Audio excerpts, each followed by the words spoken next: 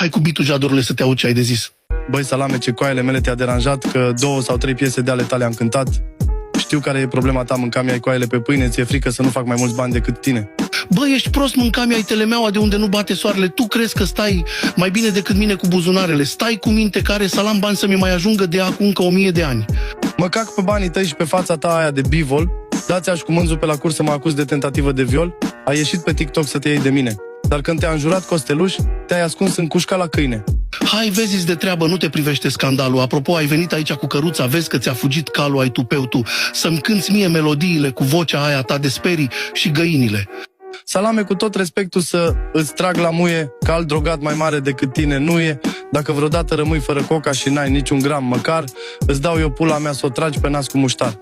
Stai cu minte, bă, Ilie, lua mai de caras, că eu nu trag pe nas și niciodată nu am tras.